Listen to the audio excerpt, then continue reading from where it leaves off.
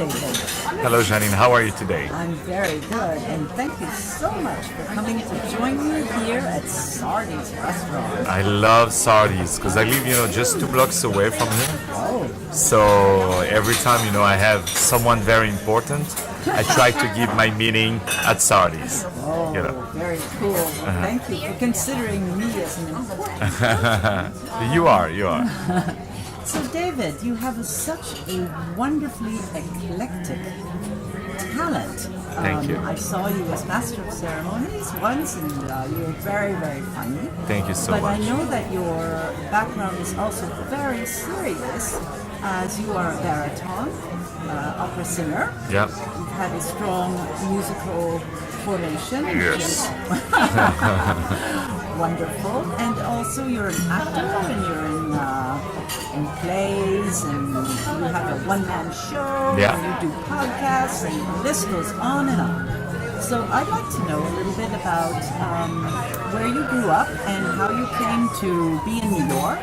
So I was born near Paris in a small town called Chelles. Yes. And I started first as a pianist, and then after I started to sing, not opera, just pop music, jazz, play jazz piano also. And then after I moved in New York in 2001, and there I discovered theater, and I became a fan of Shakespeare and all the classics.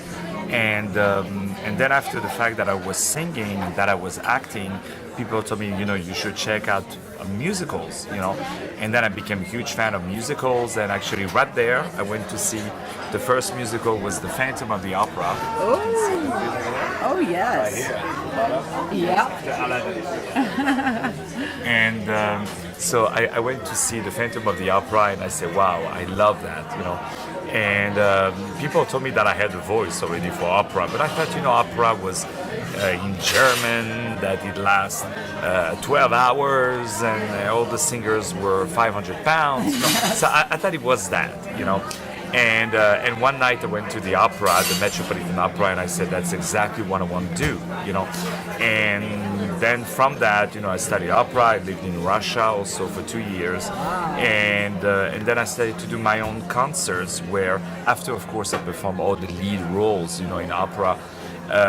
I started to do my own concerts where I put all my musical influences from opera, Broadway musicals, jazz, Jewish music, Tsigan music, Gypsy, Russian music, and all of that mixed with a lot of comedy, a lot of showmanship, a lot of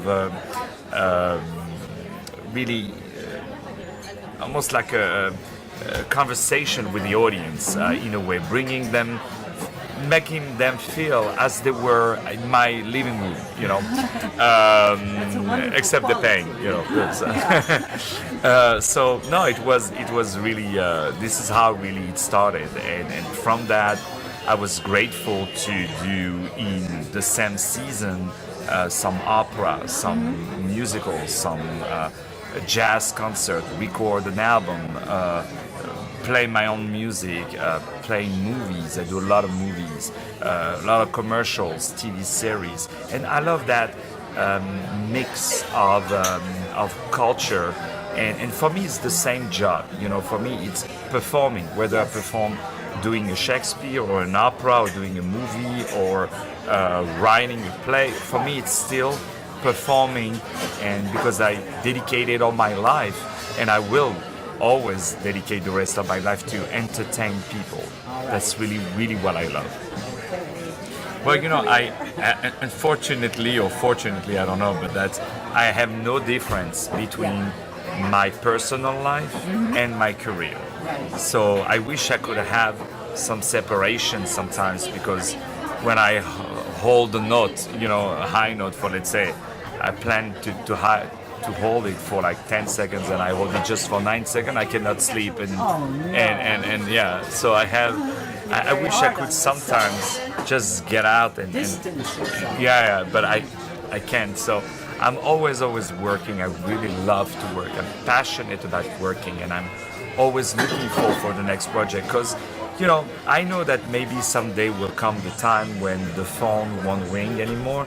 So when people offer me things, when I have theaters in New York or organizations or producers or theater owners who come to me and say, or writer and say, look, we're giving you the keys of the theater, tell us what you want to do. You know, when I go to a venue, say, look, I want to do that play or I want to do that opera, to say, sure, here are the keys of the theater, tell us what we need and we make it happen for you. So I think that's a great chance, a great freedom that I have, that I want to enjoy every moment of it. I'm very grateful to have such a variety of theater and organizations, which allows me to bring them a specific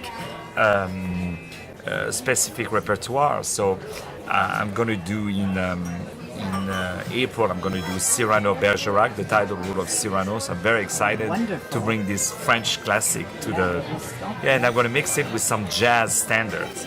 So so it's kind of a bit like you do, you know, like this mix of the French school and the American school. So this will be really beautiful mix, you know, because I think in Cyrano there's a lot of jazz, you know, because there's a lot of sadness, but yet there's a form of expression of love, you know, that is also a little bit in minor key, you know, like not like I'm happy, I love you, you know, but more like I'm happy, I love you, you know, more this kind. So we feel this in jazz.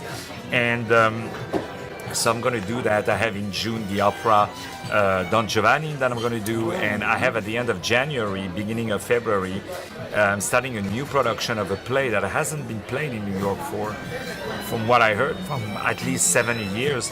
And this is one of the most famous Yiddish play of all time. It's called the Yiddish King Lear, written by Jacob Gordon. And this is, I want to bring also the Yiddish culture a little bit back. No, this would be, it's written in Yiddish originally, but it would be played in English, featuring Yiddish songs, classic songs. So it would be a beautiful moment, and of course always with a little twist and little champagne and little entertainment. So it's, I really can't wait. And also I'm bringing it to the Lower East Side, where actually all that school of Yiddish theater took place. Like in the old days in New York, there were 20 Yiddish theater just on the Lower East Side, you know, and now in New York they're all gone. So I want to bring back this beautiful culture, and I just found out actually that there will be a series. I will bring a series. I had the authorization from an organization who will partner with me, Evo.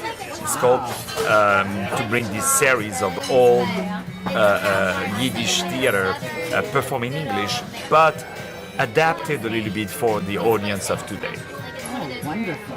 Janine, it's really an honor. I have a lot of admiration, a lot of love for you, because you have this beautiful double culture, you know, French and... well, that's my love. Yeah. And I'm very grateful to be on your wonderful media, and thank you so much for the opportunity. I really appreciate it. Good luck to you. Thank you, my dear. Thank you so much.